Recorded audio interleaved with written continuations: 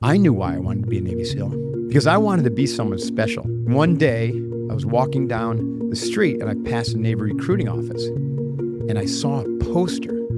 All it said was, be someone special. And I was transfixed. You see, I did not feel special at that time. I felt small. I felt tiny. I felt the way you feel when you grow up in a traumatic situation. I've never told these stories before. I'm telling them now because it's the first day of training. Buds Class 170. We've been at it for hours. We're cold, we're wet, endless push-ups. The instructor yells at us, hit the surf. I turn and I start running toward the surf. And in that moment, I flash back to my 12th Christmas, staring in horror at my stocking, which was full of coal, and the shame that Santa Claus would be so mad at me that he would give me coal.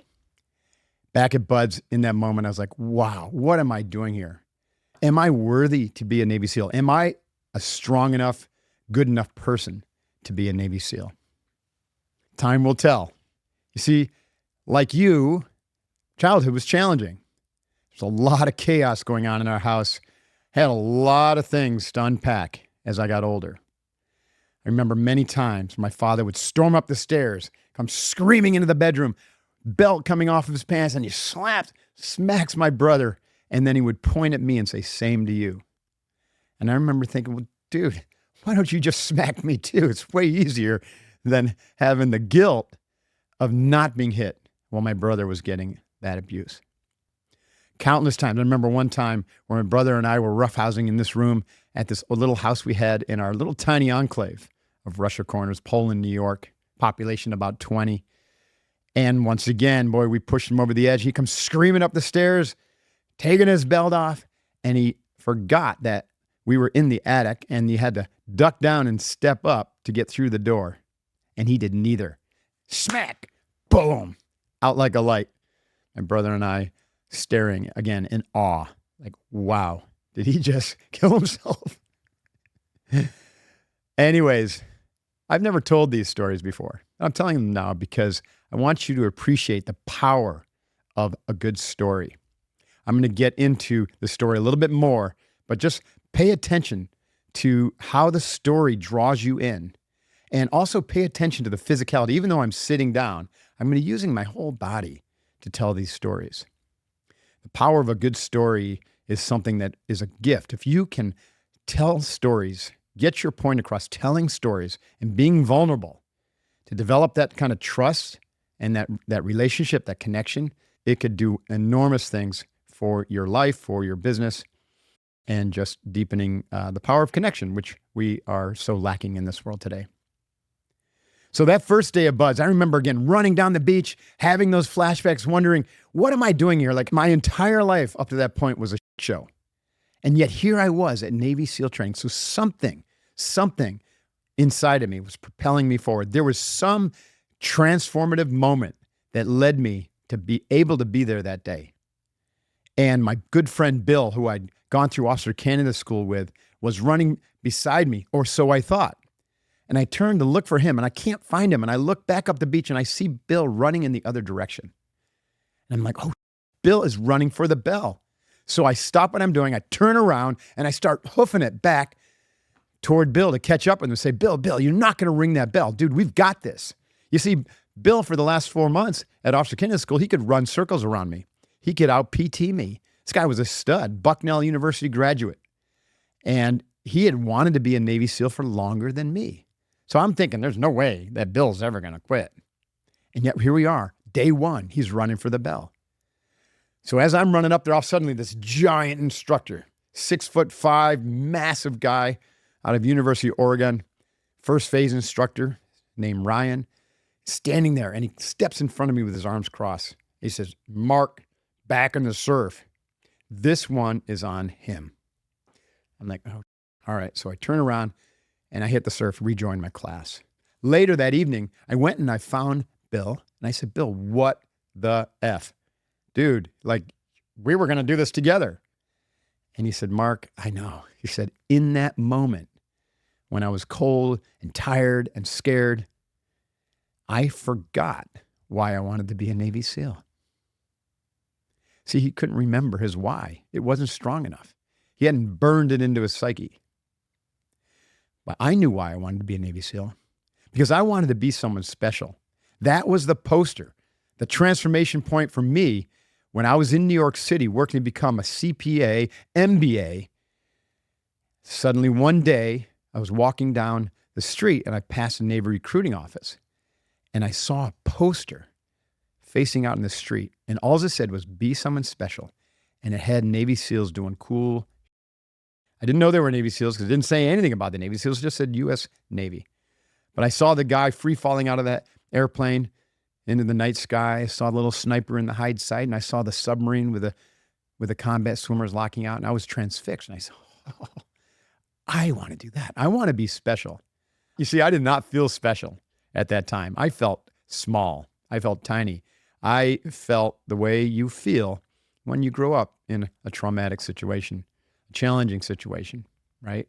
And all of us have some level of trauma that leads to an inability to connect with yourself or others, or to leading to having some false story about yourself. And my false story was that I wasn't worthy and also that I wasn't smart. And yet here I am in Manhattan, going to NYU Stern School of Business, a top-rated business school, getting my certified public accountancy certification in New York. Clearly, I had some intelligence, but I just didn't feel it deep inside. The transformation for me began to happen when I met my first true mentor, a man named Mr. Tadashi Nakamura. Those of you who read my book, The Way of the Seal or Unbuilt Mind, have heard his story. Now, he was a Japanese Zen master and karate master. He founded the style of karate called Seido, S-E-I-D-O, which means the way of sincerity. Now, Nakamura was not a big man. He was 5'6", maybe, and yet his stature was enormous, right? He had a giant energy. He was extremely strong. He was very stern, but what was unique about him is simultaneously he could be as light as a feather and crack a smile or giggle like a schoolgirl. He had developed his characters to such an extent that he had a very lightness of being. Tremendous respect for this individual. Well, I learned after joining Seido Karate, which happened within a few months of me moving to New York City and starting this whole drill after I graduated from college, that he had a Zen meditation class on Thursday nights. And I was curious about that. I said, what do they do in Zen? What is this thing? Someone told me to get the book Zen Mind, Beginner's Mind by a guy named Suzuki. So I did. I didn't understand much of it, but I was intrigued. So I thought, I wonder if he'll let me join it. It was about 10 black belts, and I was a white belt at the time. So I remember with trepidation going up to Mr. Nakamura, and he went by the term Kaicho, which meant grandmaster. And I said, Kaicho, Mark here, could I join your meditation class on Thursday night? And he goes, yes, oh, yes, love to have you, please do. And so I showed up the next Thursday. They had these little wooden benches, and we put them out and put them in a row. He'd light a candle, and then we would sit and just concentrate on our breathing. Inhale, exhale through the nose, count 1. Inhale, exhale, count 2. Our job, according to Nakamura, was to try to get to 10 without thinking of anything else, just concentrating on the inhale, the exhale, and the count. Of course, immediately I got the 10 thing. That's no big deal. But the funny thing is I was thinking about other things the whole time. So I had to be honest with myself.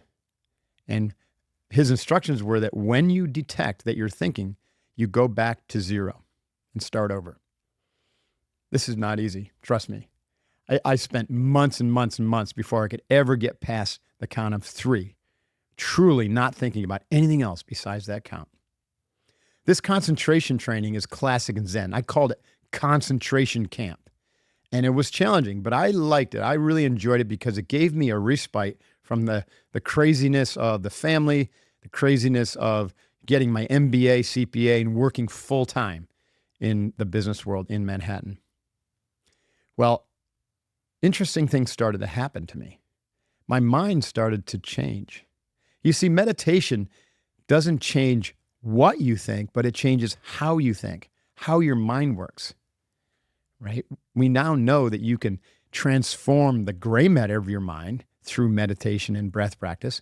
And that transformation of the gray matter also will change your subjective experience, how you perceive the world. And one of the things that I started to notice is I began to separate from my thoughts, meaning prior to the meditation practice, I was all merged up with my thoughts. I was my thoughts. And that's the common experience. And those thoughts are running on autopilot. We call that the default mode network. So my thoughts were running on autopilot. All the subconscious programming was of, I am not good enough, I'm not worthy enough, I can't do this or I can't do that. And yet I'm proving to the world that I can by overachieving, right? By trading performance for connection. I wasn't able to connect to myself. I wasn't able to connect to others. I was burning through relationships, but I sure was going to put some points on the board. MBA, CPA sounded like a good place to start. Maybe we'll throw a little black belt in there too. But sitting on the little meditation bench, I started to develop a little space. And so suddenly I could see thoughts happening as if from a distance. I know it sounds a little bit weird because there really was no distance, but the perception was, maybe you could look at it as time and distance. Time is distance in your mind, whereas space is distance, for the body. So there was a little bit of space, time space between the thought occurring, my perception of that thought, and any reaction that would come from it. And so that's like the very first real positive outcome of this, is that I began to become non-reactionary and I could see my thoughts. So now that I could see my thoughts, I began to ask questions like, are these effective thoughts? Are these thoughts serving me? And what are these thoughts? Where do they come from? If these thoughts aren't me, then why am I having them? Right? And so I was able to start tracing these thoughts back to their source and seeing how the conditioning of my upbringing, of the traumas of my family, of my schooling, all of that had conditioned these thoughts, and these thoughts were essentially a byproduct of that. It was a byproduct of my culture. So knowing that, also knowing that there was space between that and that I was not those thoughts, there was something else that we now call witnessing or awareness, that was the thread that threaded my life together. It's not those thoughts and memories. Then I could ask different questions. So if those thoughts aren't serving me, especially the ones about lack and limitation and unworthiness, then how can I change that? What thoughts would serve me? Well, positive ones for that matter. Start there. I started to ask, are my thoughts positive? I could see that a lot of them were not. I had a negative internal dialogue. So I had to force myself to replace the negative internal dialogue with a positive dialogue. I remember reading or listening to a tape by a guy named Brian Tracy at that time. And he was talking about positive self-talk. And he said, a lot of people, right, they just simply don't have a positive self-image, and so they don't like themselves. So you can override that by literally just telling yourself that you like yourself, but do it over and over and over. I said, well, I guess I could try that. So I just started to say it to myself in my mind, I like myself, I like myself, I like myself, I like myself, I like. And I say it thousands of times. And I thought I was really dumb at first. But about 3 weeks into doing this, I started to feel better about myself. I actually started to like myself.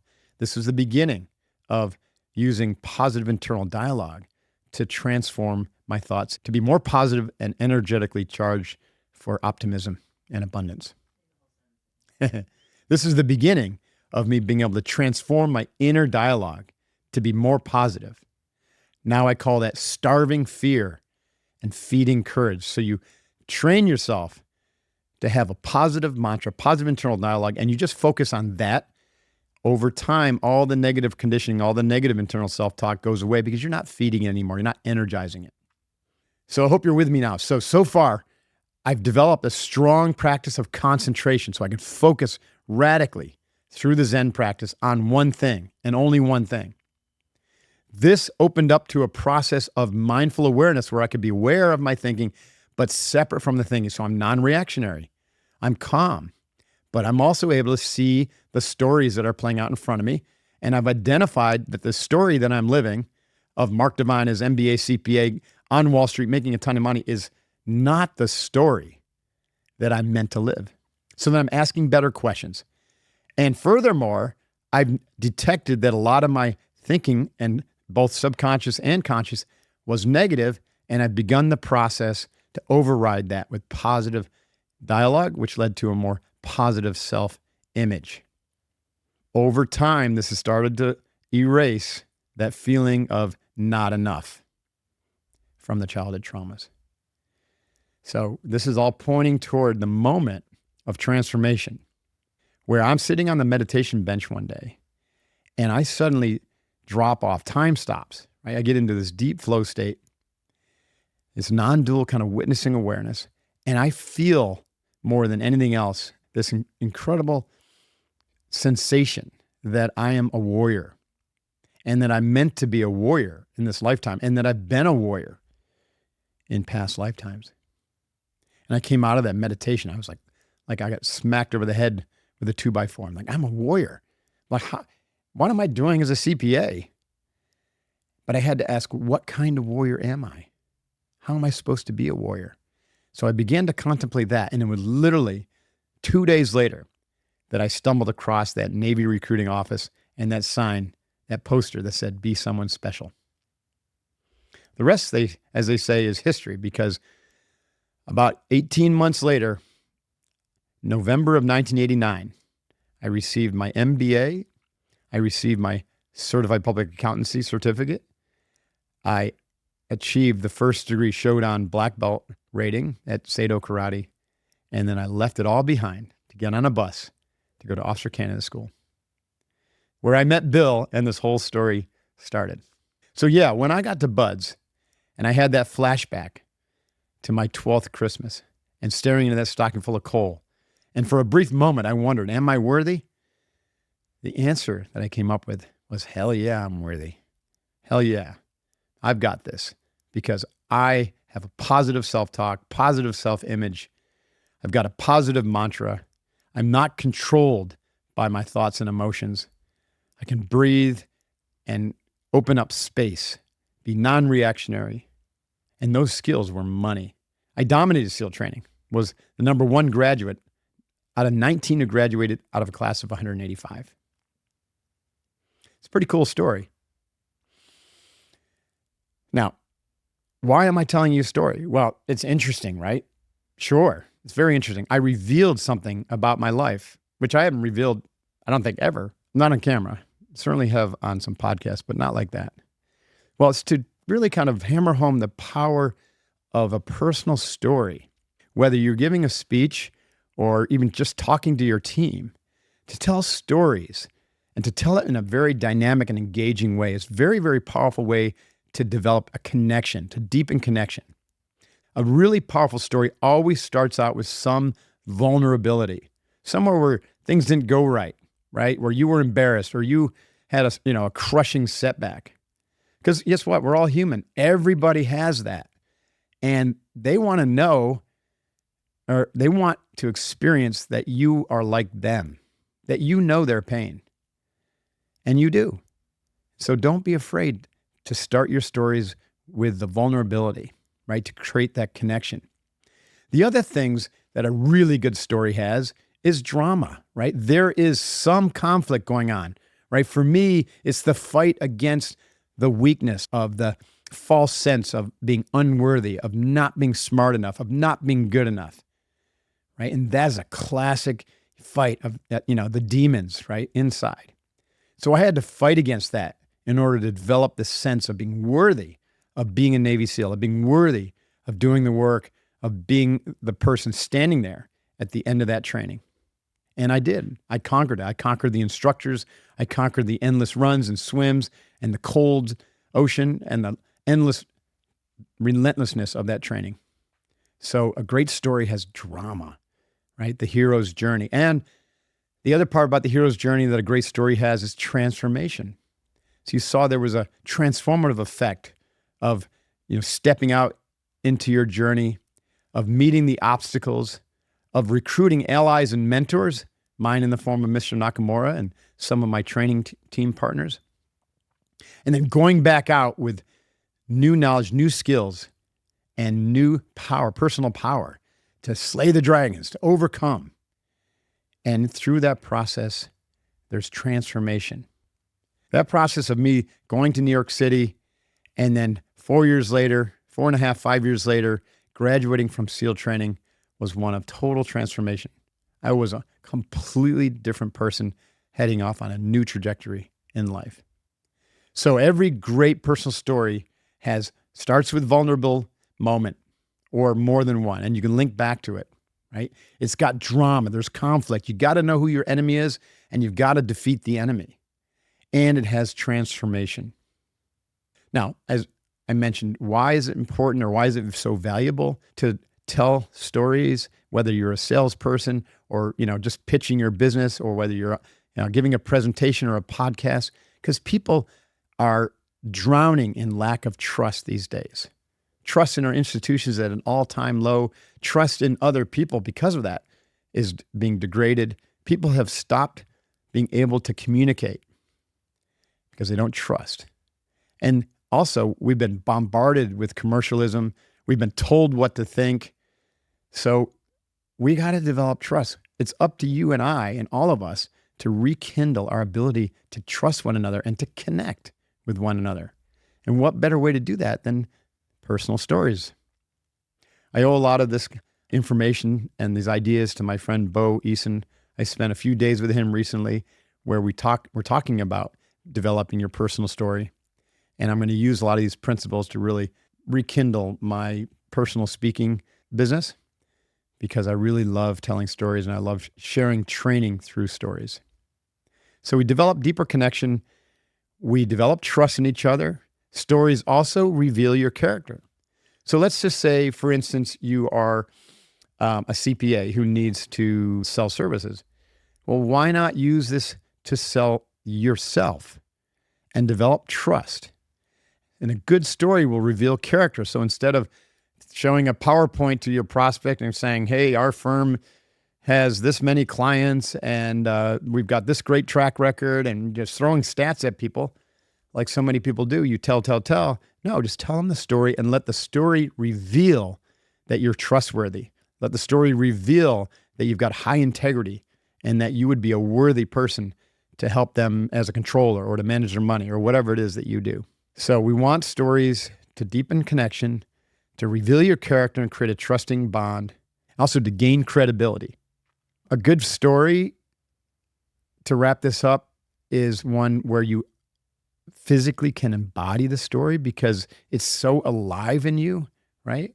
So oftentimes when I'm on stage, I'm all over the stage. Just, if I was telling this story about running to hit the surf, I would literally be running to hit the surf on the stage. And if I was telling a story about Instructor Zinke dropping me down to do 1,000 8-count bodybuilders, I would probably have dropped down to do an 8-count bodybuilder. So tell the story with your body, embody it, right? Really get into it.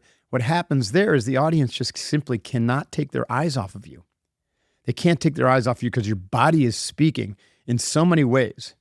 And body language is far more powerful than words coming out of your mouth. That's why I've actually stopped using PowerPoint presentations, because PowerPoint presentations disconnect the audience from you. And now they're staring up at a screen and they're disconnected from you, and you lose that personal connection. So ditch the PowerPoint and just speak with your body. Also, just know that the more personal you are, the more universal you are. What I mean by that is everyone is beginning to see themselves or situate themselves within your story. It may not be your character. It might be the enemy that they're situating. People might be identifying with Bill in my story. It doesn't matter, but they're placing themselves within your story. And that means your personal situation has become universal. It's applicable to everybody. So don't be afraid to choose defining moments in your life that were really painful or traumatic or even breakthroughs to start and to lead with. And also be generous with your content, right? Like really, really be generous. Have the attitude that it's your job to bring out the greatness in others. It's your job, right? At that moment, it's not about you. It's about your audience. Even if it's an audience of one, it's about them. It's your job for them to come out of this interaction with you uplifted and more intelligent and more inspired. I hope this is helpful. This is Mark Divine, and this is Mark Divine Show, and we'll see you next time. Hoo-yah. Hi, Mark Divine here from SEAL Fit. After 2 years of development, I'm super stoked to announce the launch of SealFit supplements and our first product, SealFit Electro Greens. This is the highest quality organic greens you can find, combined with electrolytes into one powerful supplement. Take with 8 ounces of water in the morning or add to your smoothie to get your day kicked off right with the proper nutritional supplementation and hydration support. And you can also use it as a pick-me-up booster during the day or after a workout. It dissolves immediately, and believe it or not, it tastes great. I've had many testimonials already saying it's the best tasting greens that they have ever tried. So, hoo-yah, SealFitSupplements.com, or you can find it on Amazon by searching for SealFit Electro Greens. Hoo-yah. Let's do this. Divine out.